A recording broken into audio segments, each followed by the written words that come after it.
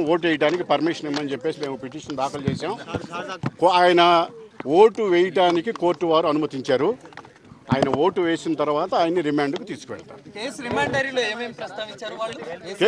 Remand డైరీలో చాలా విషయాలు వాళ్ళ ఆరోపణలు ఏంటంటే ఇట్లా డబ్బు ప్రలోభ పెట్టారని, ప్రయత్నం చేశారని స్టీఫెన్ గారిని ఇట్లాంటి రిమాండ్ రిపోర్ట్లు చెప్పడం జరిగింది. వాటన్నిటి మీద కూడా మేము లీగల్ స్టెప్స్ ఇక కోర్టులో మేము తీసుకుంటాం అన్నమాట. 10 గంటల కోర్టు ఉంటుంది. బెయిల్ పిటిషన్ అది మూవ్ చేస్తున్నాము. ఇప్పుడు ఇమీడియట్గా ఇప్పుడు ఇది అర్జెంట్ కనుక ఓటు విషయం 9 గంటలకే పోలింగ్ స్టార్ట్ అవుతుంది కనుక ముందు ఈ పిటిషన్ మూవ్ చేసాం. కోర్టు వారు అనుమతించారు. ఓటు ఎక్సర్సైజ్ జరిగిన తర్వాత రిమాండ్కి తీసుకువెళ్తారు. ఈ లోపున తనకి ఆ తోపులా పోలీసు వాళ్ళు చేసినప్పుడు తనకి చేతికి దెబ్బ తగిలిందని హాస్పిటల్లో కూడా ట్రీట్మెంట్ కావాలని చెప్పేసి జడ్జి గారిని రిక్వెస్ట్ చేయడం జరిగింది.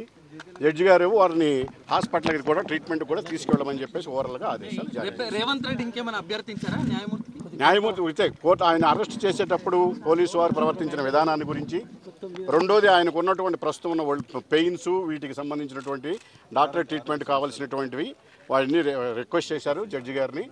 అవి కూడా కన్సర్న్లోకి తీసుకుని హాస్పిటల్కు ట్రీట్మెంట్ కూడా డాక్టర్కి చూపించి తీసుకువెళ్ళమని చెప్పడం జరిగింది.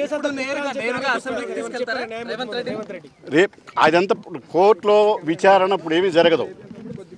ఆయన జరిగింది ఇంతవరకే. రిమాండ్ ఇచ్చారు. రిమాండ్ వరకు 14 రోజులు రిమాండ్ ఇచ్చారు. రిమాండ్ లోపు ఇక తర్వాత మేము బెయిల్ అప్లికేషన్ అవన్నీ కూడా మేము కోర్టులో మూవ్ చేస్తాం. రేవంత్ రెడ్డి ఇప్పుడు నేరుగా అసెంబ్లీకి వెళ్ళే అవకాశం ఉంది. అది పోలీసులు ఏ టైంలో తీసుకువెళ్తారన్నది అది పోలీసు వారికి డైరెక్షన్ ఇచ్చారు. వాళ్ళని ఓటు వేయించి తీసుకువెళ్ళి తర్వాత రిమాండ్కి ఇవ్వన్నారు. అది పోలీసు వారు వాళ్ళ కన్వీనియంట్ ప్రకారం వాళ్ళు ఎప్పుడూ మాట్లాడుకుని తీసుకువెళ్ళారు. న్యాయమూర్తి ఇంకా ఏమేమైనా అడిగారా? దీని గురించి ఈ స్టేజ్లో న్యాయమూర్తి గారు విచారించేది ఏమీ ఉండదు. రిమాండ్ ఇవ్వడమే. రిమాండ్ ఇచ్చారు. మేము ఇచ్చిన పిటిషన్ మీద ఓటు వేయడానికి వేసిన పిటిషన్ మీద ఓటు వేయడానికి అనుమతించారు. జైలు అదంతా ఇక ఆర్డర్స్ కోర్టు వారి ఆర్డర్లు పాస్ చేస్తారు.